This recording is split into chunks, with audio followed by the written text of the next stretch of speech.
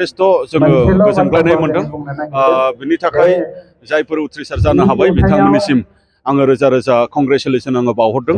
फोरोंगिरि मानाव गेदेर बिथांमोननिसिमबो आङो माने कंग्रेचुलेसन आङो बावहरदों आरो साबायखरखौ बावहरदों आरो जाय बिमा बिफाफ्रा गाव गावनि गथ' गथायफोरखौ जोथोन लानानै खस्थ'नि गेजेरजोंब्लाबो दिनै बे आनजादखौ उथ्रिसार खालामनो हाबाय बिनि थाखाय आङो बिथांमोननिसिम आङो रोजा रोजा साबायखर बावदों आरो जायफोर उथ्रिसारनो हाबाय बिथांमोना गोजौ सोलोंथाइ लानानै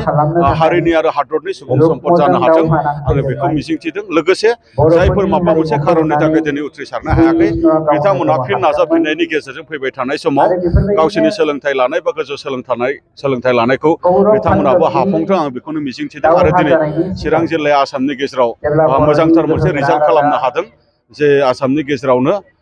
गिबि मोनसे मासि आवग्रिनो हानाय जिल्लाफोरनि गेजेराव बेनि थाखाय आङो चिरां जिल्लानि एजुकेशन डिपार्टमेन्टनि माने जायफोर माने दैदेनगिरि बिबानगिरि लोगोसे जोंनि फोरोंगिरि बिथांमोननिसिम आरो जोंनि माहारियारि आफाद माने जायफोर सोलोंथाइखौ लानानै गोख्रोङै खामानि मावदों फारि दुलाराय बर' फरायसा आफाद बा गुबुन गुबुन बिथांमोननिसिमबो आं रोजा रोजा साबायखर बावदों आरो फोरोंगिरि बिथांमोनजों लोगोसे गार्जेन्सफोरनिसिमबो आङो कंग्रेचुलेसन बावदों आरो बेबायदिनो नाजाथेबनायनि गेजेरजों जोङो सोलोंथाइनि मोनसे जावरिखांनायनि गेजेरजों हारियाव जोङो सुबुं सम्पद हारियाव जोङो गोरों गोरा जोङो दिहुननो हागोन जोंहा बेखौ मिजिंथिदों आरो दुलाराय बर' फरायसा आफादा